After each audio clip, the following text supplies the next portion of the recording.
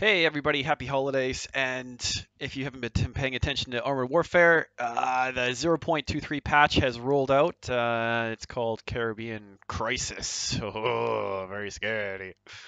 And one of the tanks that rolled out with that is this new Type 96B.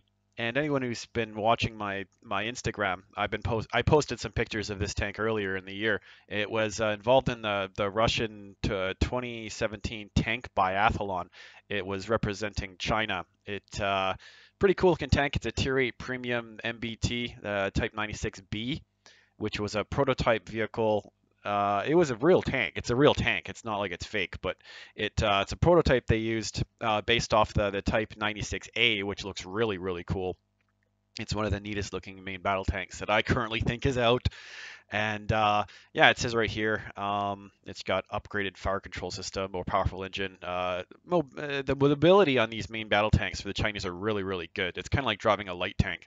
And I like how they've kind of separated them out from some of the other heavier, dopier feeling main battle tanks, like the Challenger feels really sluggish and slow.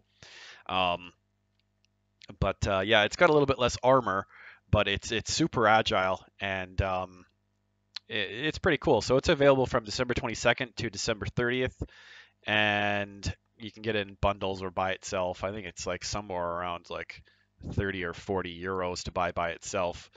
So it's not super cheap, but it is a Tier 8 premium vehicle, so it'll make you good credits and training your crew and getting all that extra um, yummy extra goodness that premium tank gets you. Plus, it looks really cool and it has a camouflage that is only available on this vehicle that is the same as the camouflage they used at the tank biathlon that they run in Russia seemingly every year now. So next, we'll take a look at the 0.23 Caribbean Crisis update here, and we can run the video. I'm going to turn off the sound or keep it really low.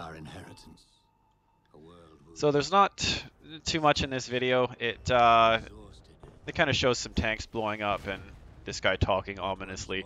This level looks really nice, with blowing up buildings and everything. There's a new Grassy map that they brought out. I haven't played on it until like yesterday, and it's really cool. So it looks like it includes special operations, a new PvP map, Grassy Fields. That's the one I played on. It's really cool looking. It kind of reminds me of a map I played on Battlefield Bad Company 2, where it's this big European looking area. They also have night battles, which surprisingly look pretty good. Much better done than the previous night battles, which are just black. This one has a very blue lighting to it, the blue lights, floodlights, blue moon. So it's got a much better art direction on what's going on in the night battles. The AI and low tier PvP, I guess that's cool. It can fill out your team with some guys that are camping your base, which is what half your guys do anyway, even if they're real people. The dossier has been upgraded to the consistent UI across the board. So it was one of the last things they updated in the UI in the front end of the game to make it look like it is in the same design families, everything else. And one of the other cool things that, and this is one of the things I commented on before, is their epic medal system before wasn't very good. You get a blue star, you get like some medal, and they never really told you what the medals were, and to see what they were, you had to like go into your dossier to see what you got, how many of these stupid medals you collected that didn't mean anything. But now at the end of the matches, when you do something really epic, I've won 2 in my last couple games, and at the post battle results screen, you get a pop up, and if you win any of these awards, you can mouse it. You just click on them, and it tells you what you got them for, and it's pretty cool. It's much more useful, and it's like when you get like a Top Gun in World of Tanks or a high caliber. It's much better represented and explained to the player. Okay, this is what you won and why you won it.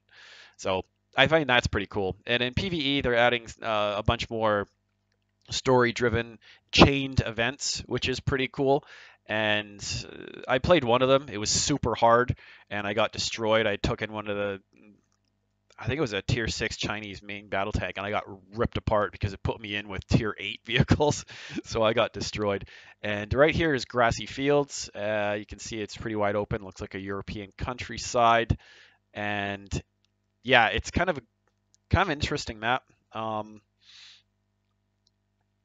like it. I like the visual look of it. And here's some more of the night battles. I guess maybe this isn't the same as the PvP with the blue lighting. This seems to have green lighting. I'm not sure. I haven't played on a map with this sort of lighting system in it yet, but it is what it is, I suppose.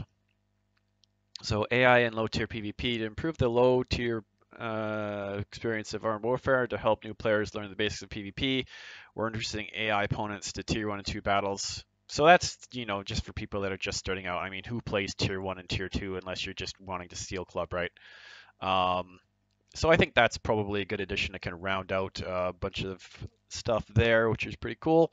And this is the new dossier screen, which looks actually pretty sharp, pretty snazzy. It's got your big list of vehicles here, and then when you click on them, it rolls out all the information off to the right side. And it looks like it takes a good advantage of the screen. It shows a lot of information.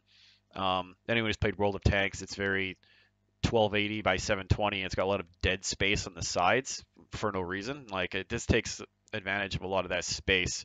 And you can see here, you've got the tank name up there and different medals you've won with it. Like how many battle time days you've played, and your wins and your losses. Yeah, look at all this great stuff. So all your meta information about what's going on there is pretty cool. And yeah, this is the epic medal part that I was talking about. So when you win a match and you get something good, like you did some good scouting, or in this case you got, maybe they clicked on Vanquisher, destroy 14 enemy vehicles and complete the match with a victory. Yeah, okay. Most of the time you're not gonna kill 14 enemy vehicles unless you're in a PvE game. So this is gonna be pretty rare, that Vanquisher medal, I guess. I am assuming that's what. Oh, maybe this is Destroyer. Never mind. Yeah, this is for Destroyer. But this is what it looks like here, and it puts up the picture of your commander there. That's your tank, and then it has the neat looking medals. I think they look pretty sharp, and I think it's a good addition to the game, because those medal systems were useless until they started making them so you could actually differentiate what they were, and you could feel like you were being rewarded with something real. So you get these for any number of different sort of achievements, I suppose. So there's 20 different medals, and I guess when you win them, you'll get rewarded with special reputation and credit multipliers, which is also pretty cool, ranging up to 400%. Wow, that's pretty sweet. Yeah. Additionally, all medals will be stored in your player profile for you to brag with, which is all right. It's going to store everything up, so you can see I got 15 destroyer medals. Yeah, like that's going to happen. This is not the full scope of Caribbean's features, and one of the future updates will also introduce such features as Armor Inspector, loot system overhaul, matchmaking improvements, and ranking battles. So a little bit of endgame content, which will be nice to see with the ranked battles. Matchmaking, I mean, it's still better than World of Tanks, but it's maybe not perfect. Sometimes, well, not sometimes. A lot of the time I'm finding you're still getting steamrolled and one team's got all their tanks and the other team doesn't have anyone dead.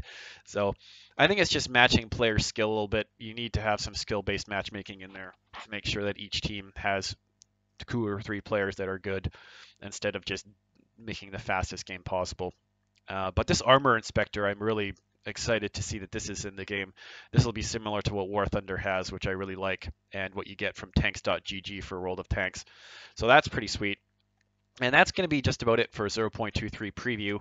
Once I get in there and play a little bit more of it, I'll show show some actual gameplay of what's going on with that. And I'll probably end up picking up this Type 90, what is it called? The Type 96B.